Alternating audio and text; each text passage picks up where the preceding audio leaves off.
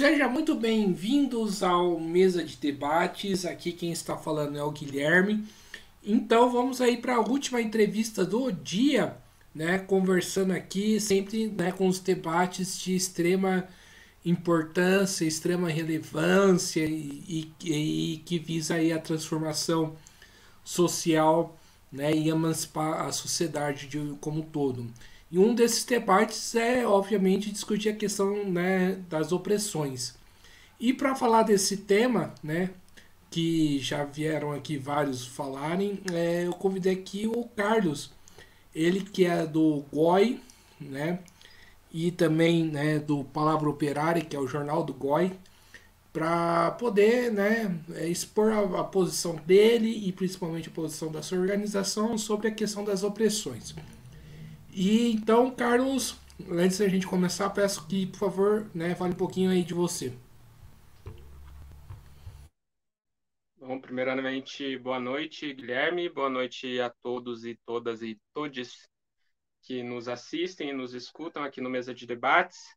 É um privilégio estar aqui, né? Conheço já o canal há algum tempo, já venho acompanhando as entrevistas, os debates que têm sido feitos.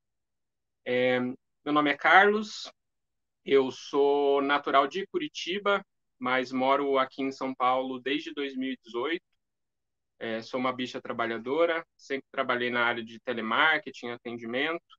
Hoje trabalho como recepcionista, inclusive acabei de chegar do trabalho.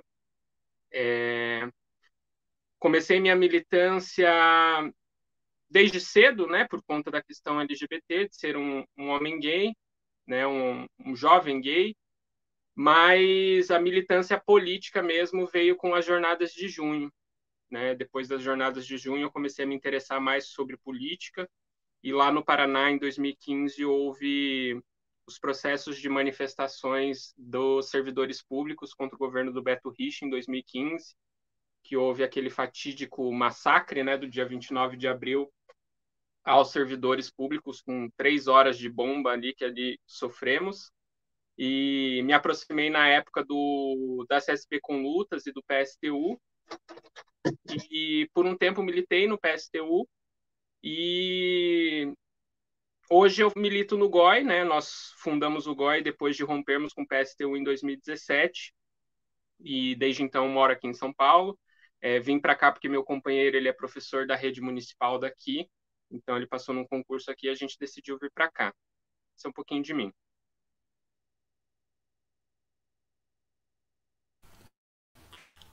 Então vamos para a primeira pergunta. Carlos, de que modo, né, o capitalismo se beneficia das opressões? E principalmente da questão LGBT? Perfeito. Bom, primeiro que eu penso que a discussão do movimento LGBT ela está muito cruzada com o marxismo, né? Eu acho que o marxismo ele acaba sendo uma ferramenta fundamental para organizar a luta dos setores LGBTs, né? Assim como ela é uma ferramenta fundamental para organizar a luta das mulheres contra o machismo, a luta dos povos indígenas, né, contra os seus opressores coloniais, a luta do povo negro, né, contra o racismo, e a luta de todos os povos, né, pela sua independência de classe e pelo rompimento com a burguesia, né? Então eu vejo que a questão das opressões com o capitalismo ele se beneficia das opressões justamente porque ele divide a nossa classe, né? Ele utiliza das opressões para dividir a nossa classe.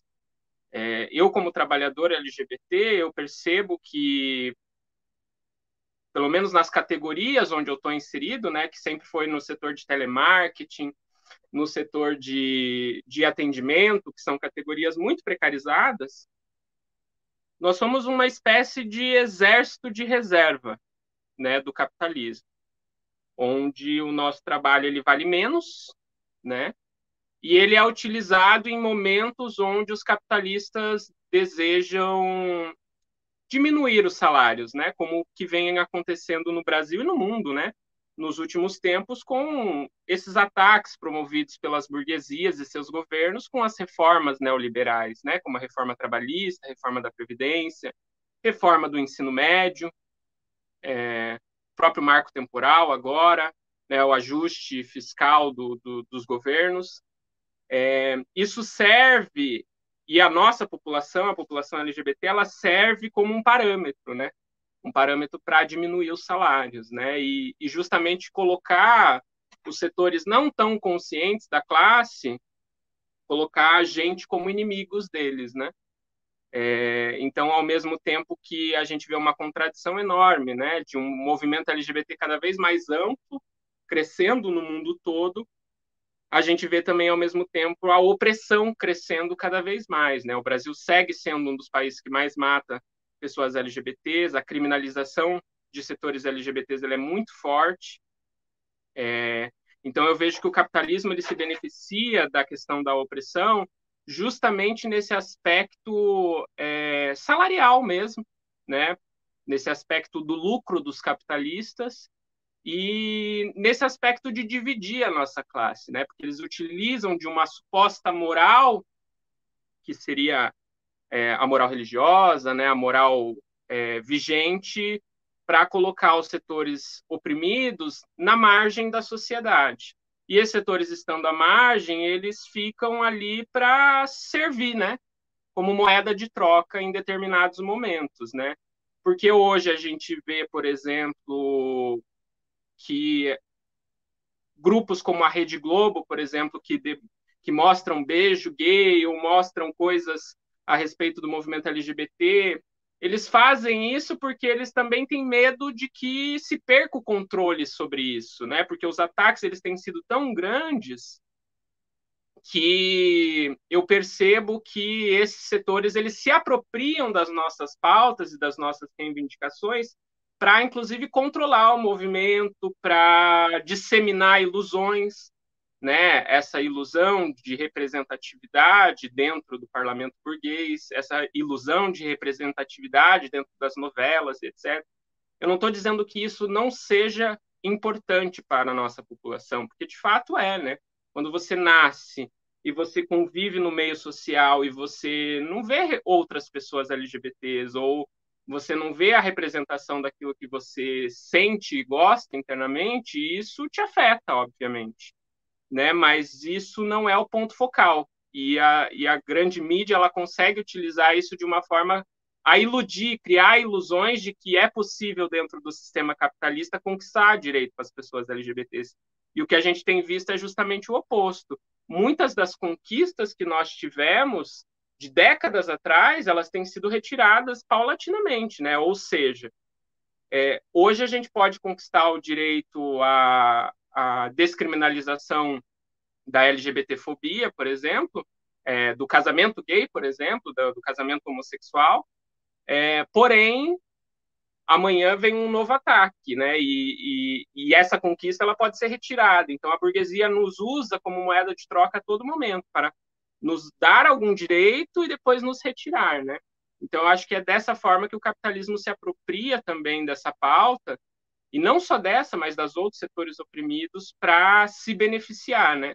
Disseminar a ilusão, disseminar divisões entre a classe trabalhadora. E eu acho que o marxismo ele acaba servindo, inclusive, nesse aspecto, como uma ferramenta para contribuir para que essa luta avance, né? Então, quando a gente fala de capitalismo e setores oprimidos, eu imediatamente vinculo essa questão à luta pelo socialismo, sendo uma ferramenta importante pela pauta permanente dos nossos direitos, né? Perfeito, maravilha, Carlos. E Carlos, você toca num assunto fundamental, né, que é a unidade, né, das fileiras da classe trabalhadora e como que isso divide, né, os trabalhadores.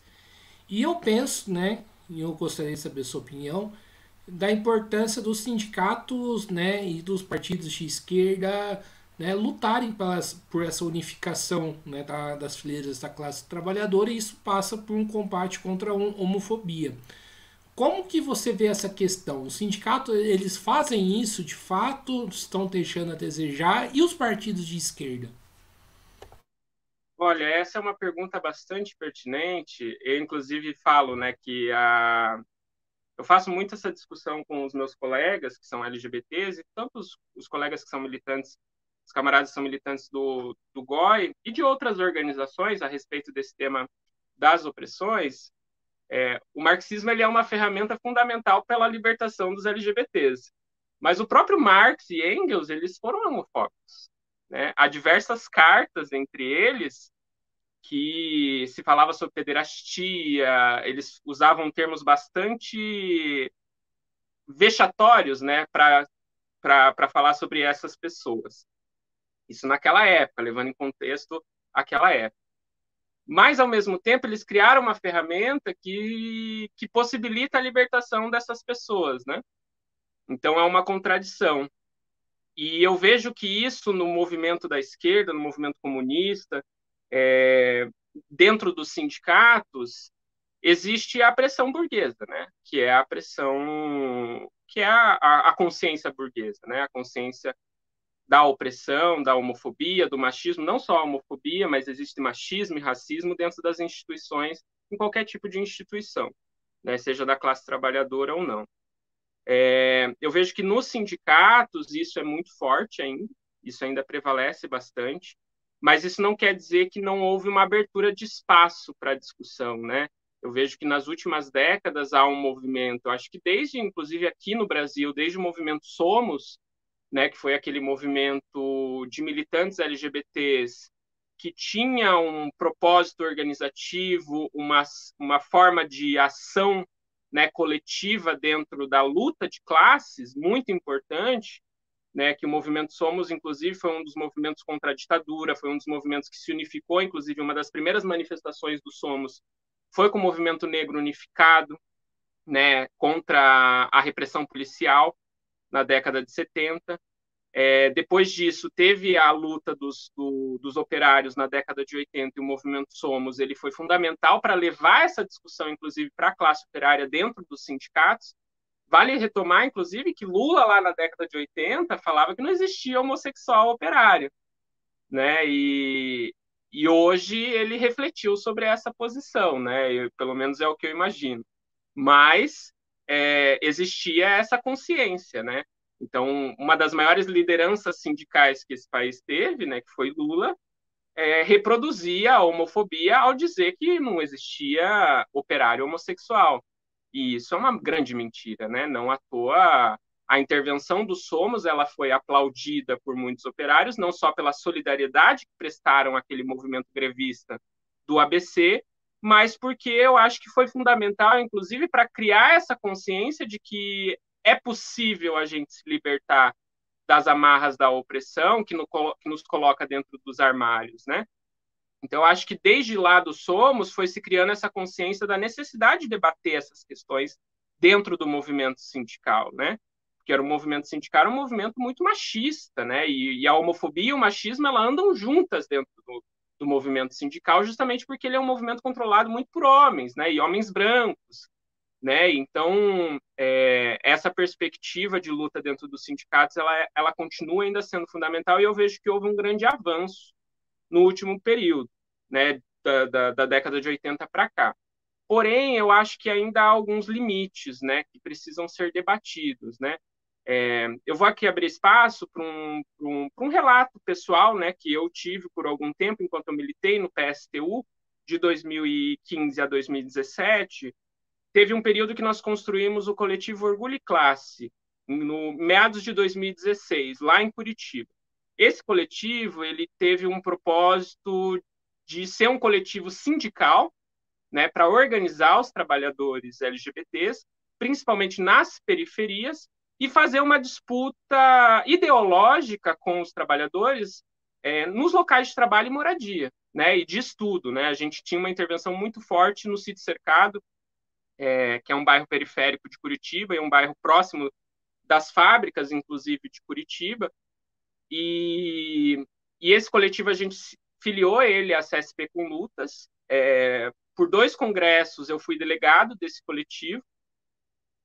E a nossa pauta como coletivo dentro de um congresso, de uma grande central como a CSP com Lutas, foi o seguinte, foi levar a discussão da luta dos setores oprimidos para a discussão de classe, porque existe uma camada de um setor da classe trabalhadora, por exemplo, como eu falei, os trabalhadores de telemarketing, que são milhares e milhares no Brasil.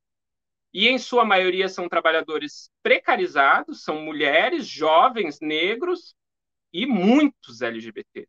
A gente tem um trabalho com o GOI aqui na Sercom, em Taboão, onde a gente vai fazer piquetes, né, do nosso jornal, e é nítido ali como é um local de trabalho com muitos LGBTs, né?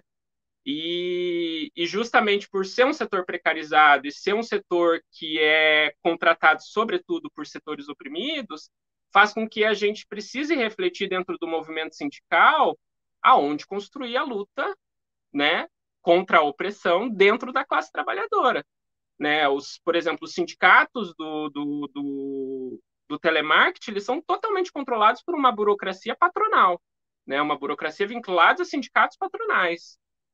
E não tem nenhuma oposição, né? Não tem nenhum diálogo com os sindicatos. Os trabalhadores, inclusive, nem reivindicam o sindicato. Então, tem toda uma discussão, um diálogo de como, inclusive, nós irmos para esses locais de trabalho fazer o debate sindical.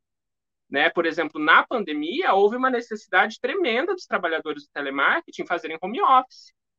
Né? Inclusive, várias lutas a gente viu durante a pandemia de trabalhadores de telemarketing saindo na rua no meio do seu período de trabalho para reivindicar que tivesse álcool em gel dentro das próprias PAs ali. Né? Eu, por exemplo, fui demitido do meu trabalho no meio da pandemia. Eu voltei de férias e uma semana depois eu fui demitido. Isso em maio de 2020. Fiquei desempregado até agosto de 2021. Então, eu vejo que a questão sindical ela também é uma ferramenta fundamental para a organização da luta LGBT e da luta LGBT dentro do setor da classe, porque eu, além de ser LGBT, eu sou um trabalhador, antes de tudo. Né? Hoje eu vim do ônibus, eu vim no mesmo ônibus que trabalhadores heterossexuais, trabalhadores negros, trabalhadoras mulheres, passando os mesmos perrengues, com fome, cansado e etc. Então, isso nos unifica. A opressão que nós sofremos dos capitalistas nos unifica, né? A única coisa que nos diferencia é que nós vivenciamos as nossas sexualidades de formas diferentes, né? E a sexualidade é uma coisa ampla. Então, acho que, inclusive, esse debate honesto, franco, ele tem que ser feito dentro dos sindicatos para a gente disseminar a luta, inclusive, contra o machismo, a homofobia e o racismo de outras formas, né? Que eu vejo que, inclusive, eu tenho divergências com o movimento LGBT de hoje, né? Que se consolidou aí como os movimentos LGBTs que hoje existem, né, que são muito diferentes do que foi o Grupo Somos, por exemplo, na década de 80, que tem uma visão muito sectária, né, de lidar sobre a questão da sexualidade com os trabalhadores que passam pelos mesmos perrengues que nós, e às vezes não tem essa compreensão de sexualidade que nós temos, né, que é uma luta diária que a gente vai construindo essa percepção de sexualidade. Então, acho que o sindicato é ainda uma ferramenta fundamental para esse debate na nossa classe, né? E em relação aos partidos, eu acho que é um pouco melhor, né, em relação à questão LGBT, mas ainda com muitos também parênteses, né, com muitas aspas. Por quê? Porque eu vejo que dentro dos partidos existe uma concepção da questão LGBT como uma questão secundária, né, como uma questão que deixa lá os militantes que são LGBT fazer aquilo, deixa, sabe, não tem um envolvimento do conjunto das organizações para fazer essa luta política, né, pelo direito das pessoas LGBTs. Por exemplo, quando tem uma parada LGBT, eu vejo que as organizações representativas, principalmente das esquerdas que vão, são aqueles que já são LGBTs, né? Ou seja, são aqueles próprios que têm interesse próprio de lutar pela sua causa. Agora, eu vejo com muita dificuldade ainda a gente fazer esse debate com o conjunto dos outros camaradas das organizações, né, que não são LGBTs. E aí é uma tarefa conjunta, né, uma tarefa de nós termos a paciência de convencer os camaradas da importância dessa luta e de como nós, LGBTs sozinhos, não temos condições de fazer essa luta sozinhos. Inclusive, eu gosto muito de falar que embora nós sejamos considerados como minorias, por exemplo, mulheres, negros e negras, povos indígenas, etc., nós LGBTs, nós somos uma minoria, de fato.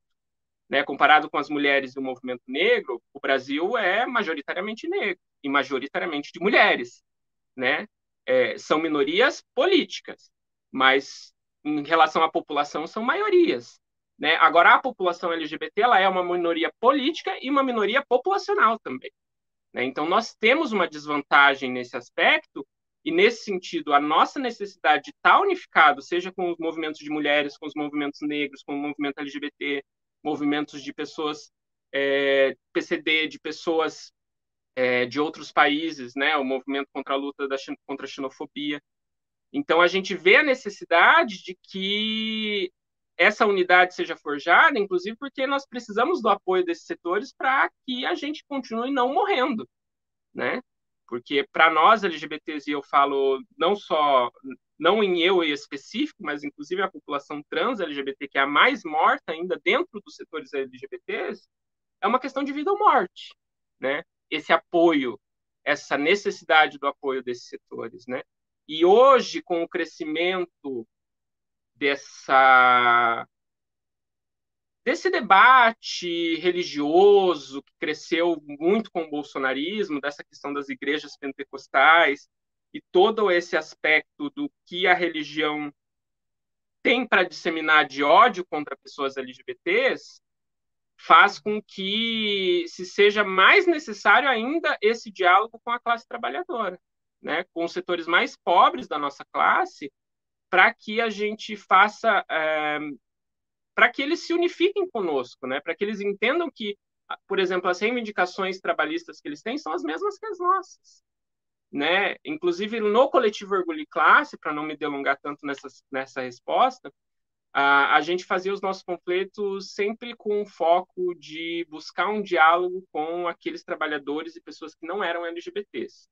Né? Embora a gente tinha panfletos específicos para a nossa população, que a gente tinha o interesse de eles se organizarem para lutar conosco, a gente também fazia panfletos onde a gente buscava um diálogo, tipo, chegar assim para o trabalhador, cobrador de ônibus e falar, pô, você é pai, não é? Você tem filho, você tem neto, você tem sobrinho, você tem se ele for LGBT, o que você vai fazer? Né? Se ele apanhar na rua, você vai apoiar? Porque nós LGBT, nós existimos. Isso é um fato concreto. As pessoas precisam entender isso. E a gente está por aí. A gente é filho, a gente é neto, a gente é sobrinho, a gente é irmão, a gente é tio, avô, enfim, a gente está por aí. E a gente está morrendo, a gente está apanhando desnecessariamente. Você apoia isso? Né? Então, botar esse dedo na ferida, né? Porque eu vejo, por exemplo, no meu caso, minha mãe tinha muito medo com a minha questão da minha sexualidade, porque ela tinha medo que eu fosse apanhar na rua, né? Então, eu vejo que isso é muito comum na vida dos LGBTs proletários, principalmente em relação à sexualidade, em relação à família e aos pais e mães. Claro que tem muitos casos muito específicos de violência, etc., mas existe também essa perspectiva de que as famílias têm medo, né? Porque a realidade para nós é a violência, né? Então, é mais ou menos isso que eu penso a respeito dessa questão da luta LGBT dentro dos sindicatos e dentro dos partidos políticos, né? Eu vejo que houve um crescimento, né? Porque a pauta LGBT ela avançou muito nos últimos anos, né? A gente vê, né? Inclusive parlamentares sendo eleitos, coisas que até pouco tempo atrás a gente não via. Isso é um reflexo, né? De que existe um movimento muito forte, mas ao mesmo tempo essa disputa política ela precisa ser melhor feita, né? Eu vejo que precisa fazer uma disputa política a respeito das pautas e a respeito de convencimento mesmo dos companheiros e companheiras de que não se trata apenas da luta dos LGBTs, tem que ser feita pelos LGBTs.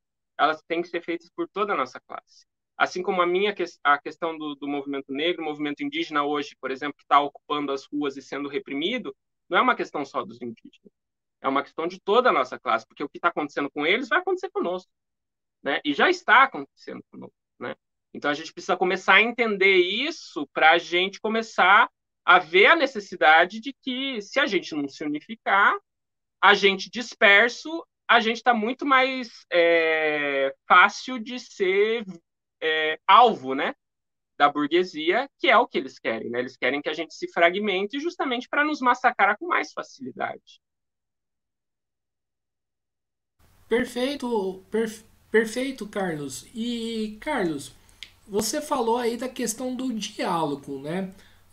Eu queria que você falasse por que, que esses novos movimentos não conseguem dialogar com a classe trabalhadora e aonde que esses movimentos estão perdendo aí, por exemplo, para igrejas pentecostais, que nada contra a religiosidade aí das Sim. pessoas, né?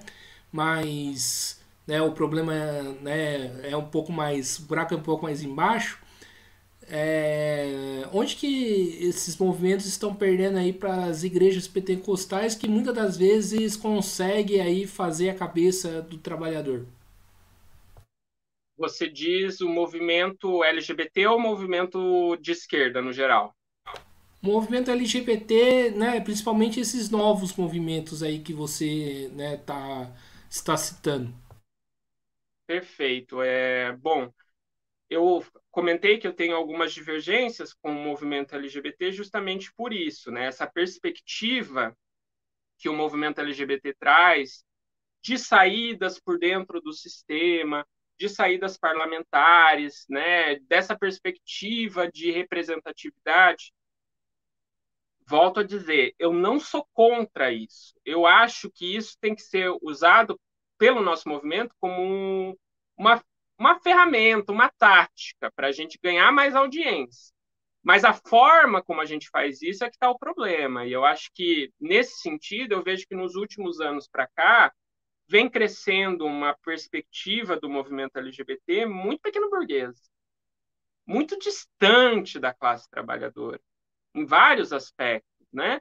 Uma porque não entende que o LGBT também é trabalhador, né? Quando a gente fala da reforma trabalhista e da reforma da previdência, os setores mais precarizados são nós. Você acha que uma trans que não tem perspectiva de vida de 35 anos vai conseguir se aposentar com a nova reforma da previdência? Não vai, porra. Então, assim, desculpe o palavreado, mas é que eu fico indignado, porque há algum aspecto dessa discussão que é justamente aí que entra esse aspecto, né? Nós, LGBTs, nós estamos inseridos na sociedade, nós produzimos riqueza na sociedade. Para você ter uma ideia, a parada do orgulho LGBT de São Paulo gera em torno de 500 milhões de reais de lucro. Então, o dinheiro que roda a população LGBT, e é por isso que os capitalistas começaram a ver, opa, nós também precisamos usar essa galera para ganhar dinheiro. E é nesse sentido que vai surgindo essas perspectivas capitalistas mesmo dentro do movimento LGBT, que inclusive não apontam uma saída para a opressão que a gente sofre, né? Que é algo, por exemplo, eu acredito que o marxismo e o socialismo fazem, né? Então, nesse sentido, eu acho que o diálogo com a classe trabalhadora ele passa por essa perspectiva de a gente entender que nós LGBTs e aqueles trabalhadores que não são LGBTs somos trabalhadores, nós somos da mesma classe social, nós sofremos o mesmo problema de classe. A nossa única diferença é que é aquilo que eu falei anteriormente, nós vivenciamos nossa sexualidade de formas diferentes. E na classe trabalhadora existe uma pluralidade de sexualidade, de formas de vivenciar a sua sexualidade. Se fala muito sobre a família tradicional brasileira, mas, pô, filho, vem na periferia para tu ver. É só mulher cuidando de filho. Você vai numa saída de uma escola, você só vê mãe. Cadê os pais? Cadê a família tradicional que existe? Não existe. A nossa classe ela vivencia um desmantelamento, inclusive, desses valores que pregam tanto, né? Que justamente essas igrejas pregam tanto, prega-se tanto o valor da família tradicional.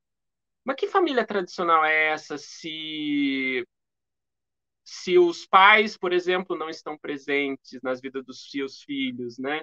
Se não existe essa família nuclear que se fala o tempo todo, né? Se tem o desemprego, tem a fome, tem a miséria, né? Como que isso afeta as famílias da classe trabalhadora, né? Nesse sentido, eu acho que o diálogo é a melhor forma, né, da gente fazer essa disputa, né? Por exemplo, eu reivindico muito que a experiência do coletivo Orgulho e Classe, não só do coletivo, mas como diversos outros coletivos que surgiram, como Somos, né? O Grupo Gay da Bahia também fez um trabalho fantástico por algum período, né, para a comunidade. Existem alguns outros grupos muito pequenos que fazem esse trabalho numa perspectiva de classe mesmo, né? De levar esse debate para dentro da classe para ela entender, porque inclusive hoje eu vim ouvindo um podcast que falava sobre essa perspectiva, né? A sexualidade ela é tão plural e tem muita gente que nem sabe do que gosta, né? Vivenciou a vida toda dentro de uma caixinha, né? Que é imposta de cima para baixo sobre nós.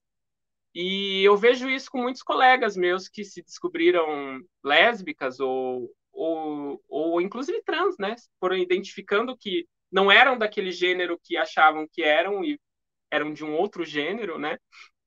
E, e isso porque foram olhando para si, foram olhando para suas vivências sociais, né? Foram identificando isso. Eu acho que a luta ela é fundamental nesse aspecto, porque a luta faz com que a gente se perceba não só quanto classe trabalhadora, mas como indivíduos, né? Ela faz com que a gente se perceba sexualmente, né? O que a gente gosta sexualmente ou não. Dentro do movimento da classe trabalhadora, eu fui percebendo vários aspectos da minha sexualidade, né? Eu acho que isso me moldou muito para eu ter a visão que eu tenho hoje a respeito de como lutar enquanto LGBT, né? De como lutar enquanto um homem gay, cis, né? E branco que eu sou. Né? E essas nomenclaturas, que às vezes são muito estranhas para a classe trabalhadora, elas, para mim, são meros detalhes, né? Porque o fundamental para nós é o conteúdo, né? E o conteúdo é o quê? Nós somos da mesma classe, nós sofremos a mesma opressão, né? De cima para baixo. Nós ganhamos, inclusive, os péssimos salários. Às vezes eu até ganho menos que você, né? Pela minha condição de ser homossexual, né? Pela minha condição de ter que me rebaixar um serviço com um salário menor, porque eu não consigo a vaga que eu queria com um salário maior, porque eu sou viado. Simplesmente por isso. Mas nós sofremos a mesma opressão. Então, no meu local de trabalho, hoje eu tenho uma tranquilidade de falar sobre a minha sexualidade, mas por muito tempo eu tive que me esconder, né? Mas hoje, como um ativista, como alguém que está dentro do movimento, como um revolucionário, eu não tenho medo de falar sobre a minha sexualidade, mas eu tenho uma total tranquilidade de ouvir o outro também, né? Que é algo que eu acho que o movimento hoje não faz, né? O movimento taxa a pessoa, você é homofóbico, isso, isso e isso. E eu sempre volto à minha experiência pessoal, né? Meu pai era um cara muito homofóbico, né? Muito homofóbico. E meu pai por muito tempo ficou doente. Quem cuidou dele fui eu, né? Ia ficar não só eu, né? Meus irmãos também. Mas eu fiquei por muito tempo no hospital com meu pai, etc. E, e meu pai no fim da vida dele, já, né? Perto de morrer, ele foi percebendo assim que, pô, o fato do meu filho ser viado não muda nada o amor que eu sinto por ele. Né? Então, a experiência própria de convivência um do outro, claro, ele era meu pai, é uma relação diferente, né, da relação que eu tenho com alguém que é desconhecido, mas demonstra que a gente também tem que ter aquela paciência revolucionária que Lenin falava, né? Lenin falava sobre a paciência de explicar para os trabalhadores a política revolucionária. Eu utilizo muito do que o Lenin falou sobre isso também pela questão LGBT. Eu tenho que ter a paciência porque as pessoas cresceram num contexto de que aquilo era ensinado todo dia a ser assim, né? Meu pai foi criado na roça, então ele foi ensinado a ser machista, né, com a minha mãe. E por muito tempo foi machista com a minha mãe, né? Então esses os ensinamentos que eles tinham, que essas pessoas tinham. Então a gente tem que também ter a paciência de entender o outro para buscar uma forma de diálogo que o outro entenda também quem eu sou, né? E por que eu sou assim, né? Então nesse sentido eu acho que falta a esse movimento atual, movimento LGBT e eu acho que isso é muito hegemônico, né? Porque é um movimento que não tem vínculo com a base, né? Isso que eu percebo do movimento LGBT atual. São grandes ONGs, né? Que algumas cumprem um papel muito fundamental, muito importante, né? Reivindico, inclusive, a experiência da Casa NEM, que é liderada pela Indianara Siqueira. Reivindico o grupo gay da Bahia, que tem um histórico muito impressionante na luta LGBT no Brasil, mas tem outros grupos que, olha, vou ser sincero assim, só servem para semear a ilusão, né? Só servem para ganhar dinheiro, né? Então, eu vejo que... E aí eu não tenho nenhum medo de apontar o dedo, né, sobre essas feridas que existem, porque não é porque também é pessoa LGBT que ela é minha aliada, em vários aspectos também, né? Então, eu acho que, nesse sentido, eu busco sempre a perspectiva de classe, porque a perspectiva de classe ela é mais realista, né? Ela coloca a questão do gênero, a questão de sexualidade, de um ponto de vista realista, né? Porque não adianta nada eu criar várias firulas, vários frufrus, né? Não, precisamos de representatividade, tá? Tem a Erika Hilton no parlamento, tem a deputada do PDT, que me fugiu o nome agora, tem vários outros parlamentares LGBTs no parlamento, mas Pio, até por 2 semanas atrás estava desempregado, então ter esses parlamentares lá não me serviu de nada. Entende? É nesse aspecto, assim, eu não estou dizendo que novamente, não estou dizendo que a representatividade não seja importante, mas a perspectiva que hoje o movimento traz de só olhar para essa perspectiva eleitoral, inclusive, de não, precisamos ter parlamentares lá, o que muda no meu dia a dia? Entende? Eu posso estar sendo sectário de falar isso, algumas pessoas podem interpretar dessa forma, mas eu acho que a questão da luta de classes e do movimento LGBT vinculado às organizações da classe trabalhadora que é o fundamental. E aí também vale não só para a questão LGBT, mas para um contexto geral. Né? A tal da frase do Mano Brown lá naquele fatídico comício do Haddad em 2018, volta para a base. Se a gente não está entendendo o que a base está querendo, volta para a base. Então, nesse aspecto, eu vejo que falta muito esse diálogo, e é por isso que essa ideologia conservadora ela vem crescendo. E a ideologia conservadora ela também é fruto das contradições do capitalismo, né? Porque o capitalismo tem levado à dessegregação da classe trabalhadora, né? A miséria total, né? De vários setores da classe trabalhadora. Então, vem esses salvadores, né? Religiosos, e eu falo de específico desses charlatães, né? Não das pessoas que honestamente vão usufruir da sua fé, como você bem falou, né? Que a gente não está aqui falando sobre a religião de nenhuma pessoa, mas a gente está falando daqueles que realmente utilizam a religião para manobrar, para ganhar dinheiro e para disseminar ódio, né? A gente vê que, embora Lula, por exemplo, tenha sido eleito, a pauta que também move muito o bolsonarismo hoje é a questão das mulheres trans. Desde o começo do ano, com os novos mandatos dos novos parlamentares, que a direita, né, tomou conta de todos os parlamentos possíveis aí Brasil afora, todo dia está tendo um novo projeto de lei que tenta criminalizar as pessoas trans, principalmente as mulheres trans, né? E eu vejo, por exemplo, que o movimento LGBT, em geral, não tem criado as condições para a gente lutar por isso, lutar pelas reivindicações do movimento trans, lutar pela vida das pessoas trans. Né? Por exemplo, fazer um abaixo-assinado vai resolver a vida das pessoas trans? Não vai. Nós precisamos de luta, nós estamos precisando de muita luta dentro do movimento LGBT, que é coisa que há muito tempo não tem. Né? A gente tem perdido essa perspectiva, por exemplo, que Stonewall trouxe, né, que a luta do Grupo Somos trouxe lá na década de 80, para essa perspectiva da via morta das eleições, da via morta de representatividade nos programas de TV.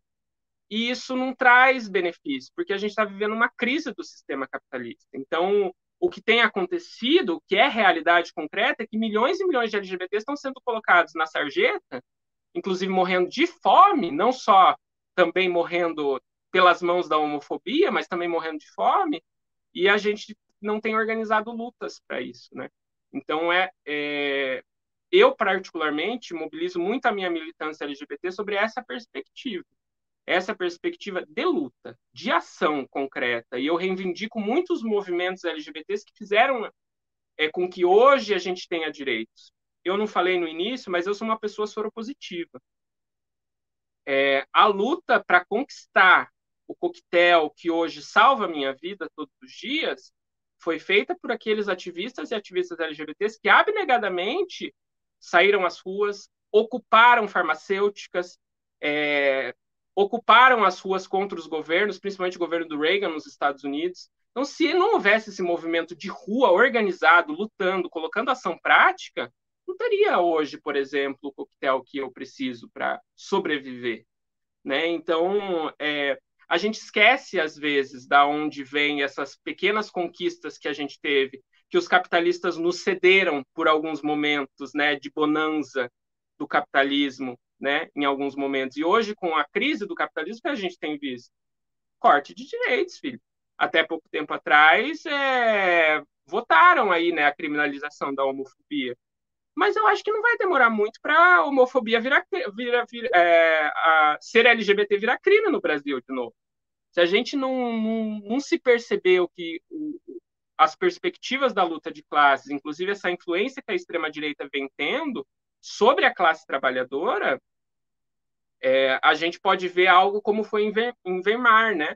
A República de Weimar na Alemanha, porque a Alemanha, na década de 20, antes do nazismo ganhar as dimensões que ganhou, né, e se tornar, inclusive, um dos principais movimentos que matou milhares de homossexuais e transexuais e, né, judeus e pessoas negras e pessoas setores oprimidos da sociedade, existia um movimento muito plural, né, na Alemanha, fruto, inclusive, de toda uma luta que foi construída desde do século XIX e que tem na figura do Magnus Hirschfeld uma figura importante, né, que foi um cientista, foi o primeiro a criar, inclusive, um centro de acolhimento dessas pessoas, para estudar essas pessoas, dar suporte para essas pessoas que eram diferentes das outras, né? Inclusive estudar a questão da sexualidade sobre uma perspectiva científica e social, né? Aquilo tudo com o nazismo foi para o ralo, né? Então a gente tem que ter essa perspectiva que se a gente não tem luta, essas conquistas que a gente tem hoje, amanhã podem se virar contra nós, né? Por isso eu também parto muito do que Trotsky ensina com a revolução permanente, né? A gente tem que estar a todo momento, e é nessa perspectiva de luta contínua que a gente também vai levando o debate continuamente para a classe trabalhadora, no sentido da pluralidade da sexualidade, né? Hoje a gente fala LGBTQIAPN+, mas, como eu falei, isso é só termo, né? Eles são importantes, eles delimitam o que nós queremos enquanto sujeitos políticos, mas a sexualidade ela ela é tão ampla, né? Então, eu não tenho certeza sobre a minha sexualidade em vários aspectos, né?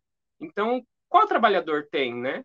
Depois de um dia de trabalho difícil, você chega em casa e poder parar para pensar sobre a sua sexualidade. Ninguém tem, né? Então, como que a gente vai falar sobre sexualidade nesses pontos, né? Eu acho que a gente tem que partir sobre esses princípios mínimos, né?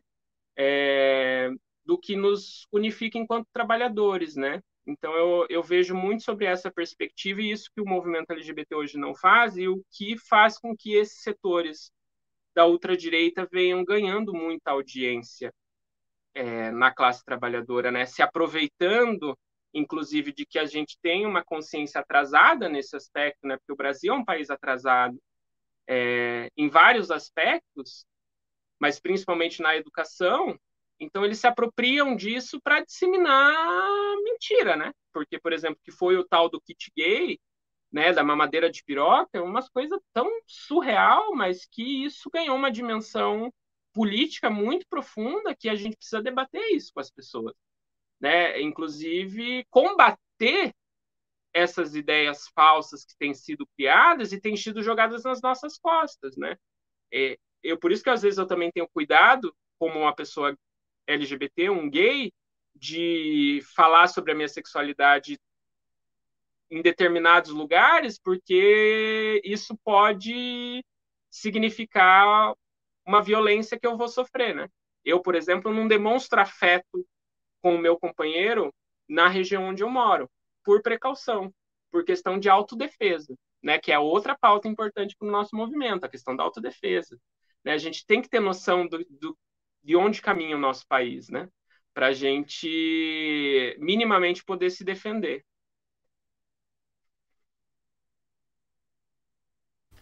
Maravilha, então vamos fazer a última pergunta, fazer duas perguntas em uma, né? É, primeiramente, o que justifica, né, o ódio da extrema-direita contra os LGBTs? Primeira pergunta. E a segunda pergunta é, o que esperar, né, do atual governo Lula nesta questão? Olha, eu vejo que essa questão de como a extrema-direita utiliza, como eu falei, né? Só nesse ano, desde que os novos mandatos parlamentares surgiram, a campanha de ódio que tem sido feita contra as mulheres trans e pessoas trans, se criando leis para criminalizar, difundir ideias como ideologia de gênero, para tentar validar o discurso da transfobia, da homofobia, ele se parte justamente não diria da ignorância, eu diria de uma consciência atrasada, né, em relação a essas pautas e justamente da falta de debate político sobre isso, né? Por isso que eu falei da importância de que as organizações tomem como tarefa isso, não só os militantes LGBTs, né? Porque nós LGBT já somos o sujeito que é agredido todo dia por sermos quem somos. Então, a gente precisa também que os outros setores comecem a ter a consciência de que eles também precisam falar sobre isso. Quando eu vejo isso acontecer muito com o movimento negro, eu acho que é muito positivo isso, né? Dessa perspectiva de que ontem o Chavoso da USP, por exemplo, que é gay, é um homem gay negro periférico e negro, sofreu agressão e tortura, inclusive solidariedade ao Tiago aqui, ele sofreu tortura e ele fala um aspecto muito importante. Ele falou até, inclusive, sobre a, o time do Corinthians, que recentemente ouviram gritos ali de homofobia nos estádios, e agora teve a questão do Vini Júnior também, que foi levantada sobre o racismo. Ele falou de um aspecto que eu acho importante, que é o seguinte: vocês que não são LGBTs, vocês que não são negros, quando vem alguém sendo agredido ou alguma coisa, vocês têm que agir, vocês têm que tomar uma atitude em relação a isso, né? Não é só um dever de quem é LGBT tomar uma atitude em relação a isso. Inclusive porque muitas vezes a gente está cansado, a gente não mentalmente a gente não consegue lidar com a situação porque nos afeta. Sempre quando eu vejo uma notícia de que uma pessoa LGBT foi morta, isso me afeta profundamente. É uma parte de mim que está morrendo. Eu lembro que quando morreu o companheiro, um companheiro meu lá de Curitiba, da luta e que era do MST, quando eu descobri a notícia dele, da forma como ele foi morto, da violência que foi usada contra ele, eu fiquei dias e dias mal, né, absorvendo aquilo, né? Então eu vejo que a extrema direita ela se apropria justamente dessa falta de conhecimento, porque embora hoje em dia as pessoas fiquem falando, né, procura no Google, né?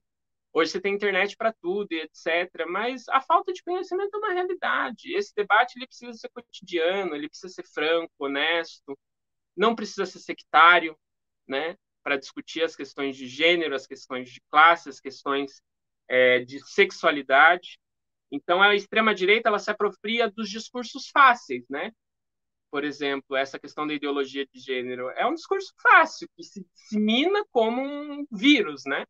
Como erva daninha no meio da população que não tem conhecimento de causa e vê aquelas informações, e vê o pastor falando, e vê a tia da banca falando, e aquilo vai se disseminando, né?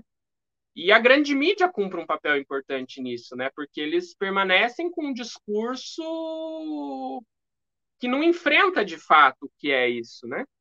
E também coloca uma perspectiva de colocar eles contra nós, né? Como se a realidade fosse essa, né? Obviamente que nem todos vão ser nossos aliados. E assim como numa revolução, né? Nós não vamos ter toda a classe trabalhadora para fazer uma revolução. Nós vamos ter alguns aguerridos, uma vanguarda, etc., mas não vão ser todos que vão estar com nós. A gente também não tem que ter ilusão de que nós vamos conseguir fazer com que todo mundo deixe de ser LGBT-fóbico, né? Não vamos. Infelizmente não vamos, mas a gente tem que tentar os melhores da nossa classe fazer isso. E os melhores no sentido, inclusive, de virarem lutadores em defesa dessas pessoas, né? Então, eu vejo que a extrema-direita ela se apropria, inclusive, das nossas fragilidades enquanto movimento político, né?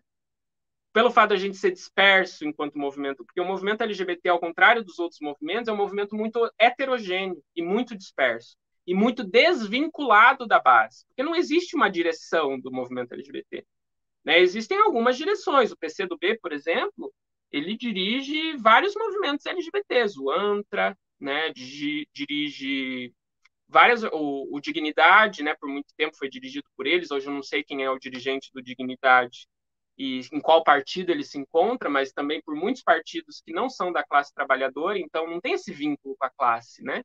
Tem essa coisa solta, essa coisa burguesa, né? Vamos usar os termos corretos, essa coisa solta, burguesa, capitalista, né? Que não vai a fundo nos problemas que nós LGBT sofremos. Então a extrema direita ela se apropria justamente das nossas fragilidades e ela vai se inserindo na classe trabalhadora para disseminar esse discurso de ódio e se voltar contra nós. Inclusive é o que alimenta, né, o discurso deles o tempo todo, é a questão da família, a questão da, das ameaças, né, dessa moral e dos bons costumes que supostamente essa família tradicional teria, né? Então vai se criando uma retórica que favorece o discurso deles. Em relação ao governo Lula, eu acho que também é uma questão muito interessante, né? Nós do GOI, por exemplo, nós chamamos voto no Lula desde o primeiro turno. Nós achamos que era necessário que Lula governasse o país novamente, inclusive porque a experiência com o outro governo Lula, que era o governo de Dilma, não tinha sido encerrada. E a vitória de Lula contra Bolsonaro seria uma vitória da nossa classe, porque muitos setores da nossa classe utilizaram Lula como uma sua velha ferramenta, porque não existia outra liderança política que pudesse ser capaz de derrotar o Bolsonaro naquele processo eleitoral. Não que eu tenha ilusão de que as eleições vão mudar a nossa vida, porque não vão. Mas é importante a nossa participação no processo eleitoral. E é importante a gente se posicionar no processo eleitoral e fazer um debate minimamente honesto com a vanguarda a respeito do que significa as eleições também, né, e do que significa o parlamento burguês e as instituições da democracia burguesa, que não são nossas amigas, né? O STF não é amigo dos LGBTs por ter votado a descriminalização, a criminalização da LGBTfobia, né? Ao mesmo tempo que votaram a criminalização da LGBTfobia, votaram a lei das terceirizações, que fudeu com a vida dos LGBTs, né? Que já eram precarizados e agora terceirizados, né? Recebendo salários de miséria, né? Então, inclusive porque a criminalização da LGBTfobia ela só funciona para aquele que pratica homofobia e é pobre, né? Porque aquele que pratica homofobia e é rico nunca vai ser preso. Né? Então tem um aspecto importante aí também a ser debatido a respeito disso. Mas eu vejo que Lula ele sintetiza um pouco das ilusões que esses setores têm, né? De que seria capaz de governar novamente para a classe trabalhadora. Então, por isso a gente achou que era muito necessário que a classe fizesse essa experiência. Bom, 6 meses estão se passando desde que o governo Lula assumiu e essa experiência está sendo feita. E para muitos já está sendo feita como a negativa, que era o que a gente já vinha alertando, né? A gente foi junto com a classe fazer essa experiência. A gente está falando, olha, esse é um governo que é nosso inimigo. Lula não vai fazer nada pelos LGBTs, pelo contrário, você pode colocar um monte de LGBT lá dentro do parlamento, né? Como inclusive fizeram com outros setores. Deram o Ministério dos Povos Originários para Guajajara, mas pergunto, deram orçamento? O orçamento que, inclusive, quem vai dar o orçamento para Guajajara? É a Simone Tebet, que é do planejamento, e é a rainha do massacre lá da Serra Elétrica, né? Que a própria Guajajara entregou a Serra Elétrica para ela, né? Que é a rainha do agronegócio.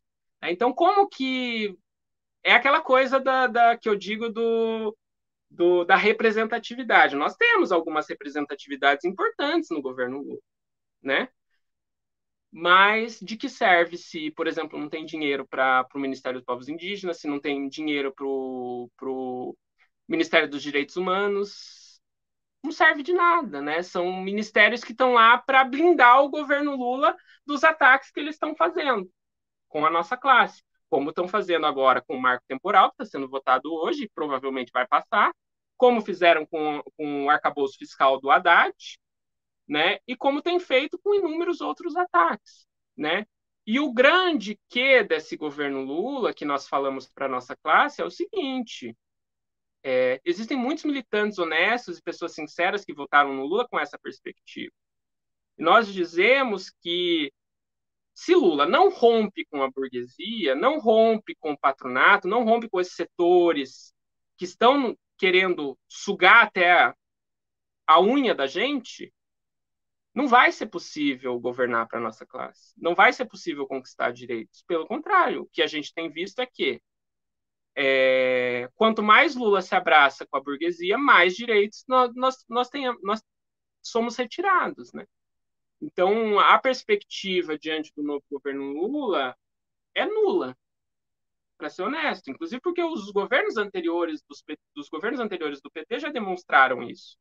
Dilma rifou os direitos humanos para entregar para o Marco Feliciano, que hoje é um dos principais bolsonaristas que a gente tem. Né? A Comissão de Direitos, a presidência da Comissão de Direitos Humanos, da pasta, né, de Direitos Humanos, não da comissão, da pasta de Direitos Humanos no governo Dilma foi rifada, inclusive foi feito todo um movimento que a gente fez desde a base contra a luta, pela luta contra a cura gay, né? A fatídica cura gay lá, eu acho que em 2015 por aí. Então, isso já demonstra, né, que ficar ali jogando com os interesses da classe trabalhadora para ganhar algumas concessões da burguesia não traz nenhum benefício para nós, né? Então, nessa perspectiva em relação ao governo Lula, o que eu volto a falar é que a gente precisa de luta, né? A gente precisa de organização, de luta séria, né? Por exemplo, hoje está tendo essa luta dos indígenas contra o marco temporal e estão tendo várias outras lutas importantes no país, de setores da educação, serviço público, setores precarizados, né, que estão se organizando, mas essas lutas elas estão isoladas, né? A gente precisa de um patamar de luta superior e unificado.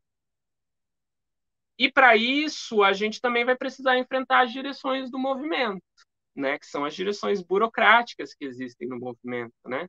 Houve agora recentemente a eleição da POS, né, a chapa 1 burocrática unida junto com a nova burocracia da oposição, venceu. Isso dificulta ainda mais a mobilização da nossa classe. Então, a gente tem algumas tarefas árduas pela frente, não são fáceis a nossa luta, né? Porque vai existir muita blindagem ao novo governo Lula por parte das direções, inclusive duas direções do movimento LGBT que elegeu Lula. Mas eu acho que, por exemplo, nós especificamente do movimento LGBT, nós estamos muito despreparados para enfrentar não só os ataques do governo, mas a extrema-direita. Nesse sentido, o nosso principal inimigo hoje ainda continua sendo a extrema-direita, porque a extrema-direita tem se articulado nacionalmente para criar projetos de lei para nos atacar, reprimir, né, e ameaçar a vida de pessoas LGBTs, e nós estamos muito desorganizados. Então, nesse sentido, nós vamos ter que combinar as lutas, né, contra o novo governo, que nos ataca também, e contra a extrema-direita. Então, eu vejo que a perspectiva também é auto-organização e luta, né? Sem isso, não vai ser possível conquistar algo no novo governo, né? Não vai ser possível arrancar alguma coisa do novo governo em questão das pessoas LGBTs, né? No último governo Bolsonaro, por exemplo, eu, como uma pessoa soropositiva, nós fomos duramente atacados, pessoas soropositivas, né? Inclusive, foi dito que a vacina fazia as pessoas terem HIV e AIDS, né? Pelo presidente Bolsonaro. E segundo, depois foi cortado as medicações, né? Várias pessoas com HIV e HIV deixaram de receber medicamento nos postos de saúde. Além do sucateamento do SUS, foi sucateados programas que faziam com que o Brasil tivesse um dos melhores programas mundiais em relação ao combate ao HIV, né, por exemplo. E isso é uma luta que foi feita e travada pelo movimento LGBT. Né? Então, eu vejo que a gente precisa começar, inclusive, a vincular essas questões para organizar uma luta nacional do movimento LGBT. Porque essas questões práticas que afetam a nossa população e afetam, sobretudo, as LGBTs trabalhadoras, que não têm acesso à saúde privada, por exemplo, só tem acesso ao SUS. E se vai no SUS e não tem a medicação que ela precisa para tratar a sorologia dela, como que fica? Né?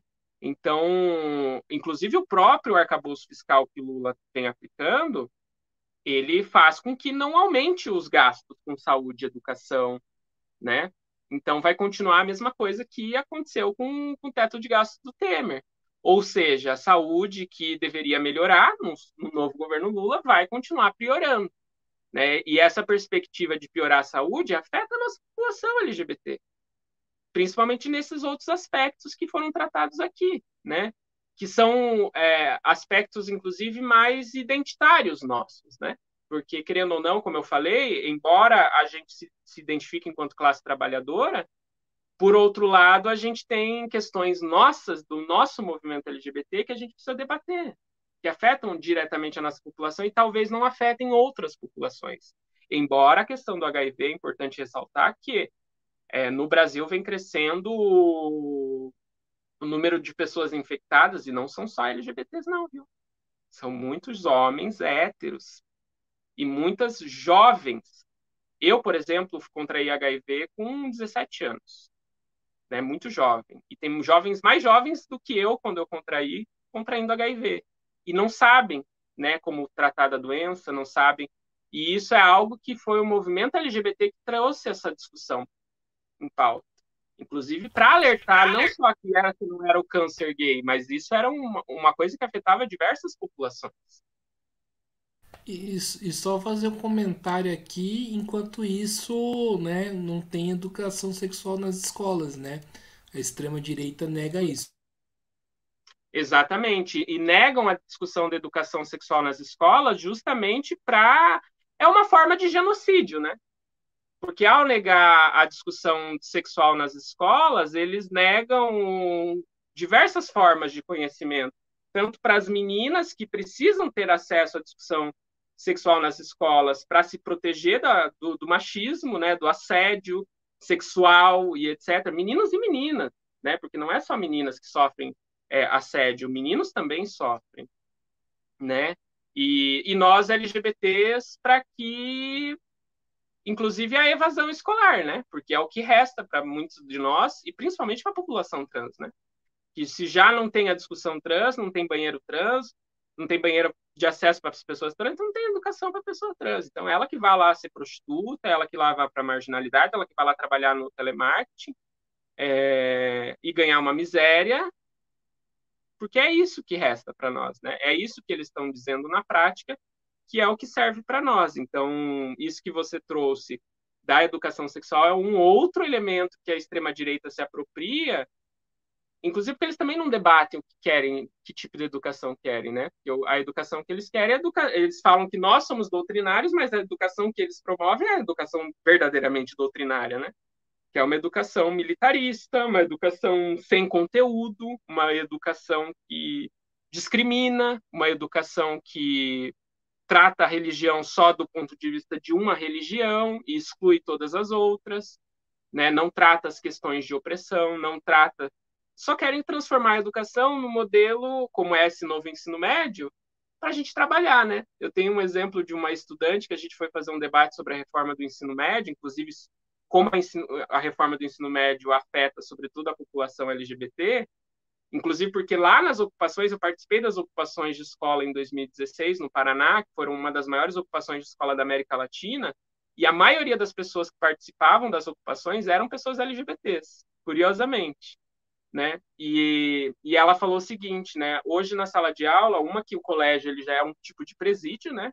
E a sala de aula nos prepara para a gente trabalhar no telemarketing, porque a mesa que a gente senta parece o PA, né? Que é a cabine do trabalhador do telemarketing. E quando ela falou isso, eu falei, nossa, é a mais pura verdade.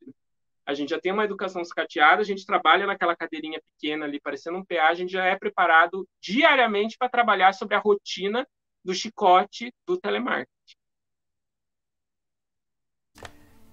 Então é isso aí, pessoal. Estamos encerrando aqui mais uma entrevista do Mesa de Debates. Quero aqui agradecer o Carlos, gostei aí bastante da entrevista e passo a bola novamente para o Carlos fazer suas considerações finais. Bom, agradeço novamente ao Guilherme pelo convite. Acho que é muito importante esse espaço, né, para a gente debater as questões LGBTs. Espero, inclusive, que mais pessoas LGBTs cada vez mais possam vir, né, para o canal para divulgar as ideias, inclusive porque o movimento LGBT é muito amplo. Eu falei pouco, falei ainda muito pouco comparado com o tanto de debate que a gente tem dentro do movimento LGBT, que são debates necessários, né, para a nossa comunidade, mas também para a nossa classe, né? Porque se a gente não entende que a luta contra a homofobia, contra a LGBTfobia, contra a transfobia, ela é uma luta de todo o setor da classe trabalhadora, a gente não consegue avançar na revolução socialista. Eu tenho essa percepção, né? Eu parto muito do debate que foi feito pelo William Reich a respeito da revolução sexual. William Reich foi um dos teóricos que, inclusive, se enfrentou contra o stalinismo, né? Até não conseguir, né? Porque depois ele teve um final muito meio contraditório para a figura que ele foi. Mas no Revolução Sexual ele faz uma análise muito importante sobre esse aspecto da sexualidade e a luta de classes e a revolução socialista, né? E essa perspectiva de sociedade onde a gente seja livre para exercer quem somos plenamente, né? Então, reivindico esse debate, reivindico esse espaço, agradeço ao companheiro novamente. Me solidarizo aqui com todos os LGBTs que estão em luta hoje, seja aqui no Brasil, seja no mundo. Hoje, inclusive, existe uma brigada LGBT que luta na Ucrânia, contra a guerra na Ucrânia. Isso é muito importante se frisar. Existiram diversos grupos LGBTs que lutaram em outras guerras, como a da Síria, né? Então, há LGBT se organizando em todo o mundo e a gente tem que se apropriar dessas experiências de luta, né? Eu reivindico muito esse aspecto do movimento LGBT enquanto movimento, porque o que o movimento hoje, por exemplo, que nós temos no Brasil,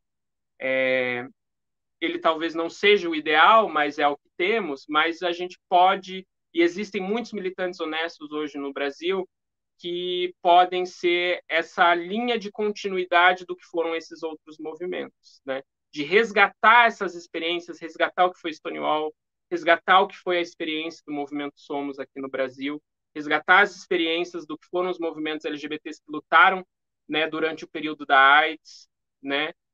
O Gay Liberation Front nos Estados Unidos, né, que foi um movimento fundamental para a luta pela libertação dos LGBTs, né? E todo o contexto desse debate entre nós LGBTs que nós precisamos resgatar e se aprofundar e junto com a nossa classe, porque esse debate é nosso, né? Esse debate foi construído por nós ao longo do movimento, né? A Revolução Russa, que foi a tomada do poder pela classe trabalhadora e a expropriação da burguesia, né, contra o governo czarista na Rússia, foi o primeiro país a descriminalizar a homossexualidade, perdão. Então, a luta da classe trabalhadora demonstrou já na prática, a luta pelo socialismo já demonstrou na prática que é possível lutar contra a homofobia, é possível lutar por uma nova forma de sexualidade a partir da perspectiva socialista, né? Então, mesmo que Marx lá tenha sido homofóbico em algumas cartas com Engels, continuo reivindicando tudo que ele escreveu, assim como acreditando que essa ferramenta que nós temos hoje, que é o marxismo, ela é fundamental para a libertação dos LGBTs. Obrigado novamente. Então é isso aí, mais uma vez aqui agradecendo ao Carlos, agradecendo também a você que nos acompanhou. Peço aí que se inscreva no canal podcast Mesa de Debates de Tudo Um Pouco. Só fazendo uma pequena correção aí na fala do Carlos, né? Para não acusar a gente de fake news ou qualquer coisa do tipo. Na verdade, a Guajajara deu a motosserra para Cátia Abreu e não para Simone Tebet. Mas Ah, é verdade. não significa que a Simone Tebet também, né, seja ligada aos ruralistas, mas é bom aí salientar. Se inscreva no canal, curta, compartilhe, comente aí os nossos vídeos, curta a nossa página no Facebook, podcast Mesa de Debates de Tudo Um Pouco. Também siga a gente no Instagram e no TikTok, podcast Mesa de Debates. E quem puder, colabore aqui com o nosso Pix, 385 007 02800 CPF. E outra forma de financiamento é o www.padrim.com.br/podcast Mesa de Debates. Então, é isso aí. Por hoje é só, né? Depois aí de 3 entrevistas. Um forte abraço a todo mundo e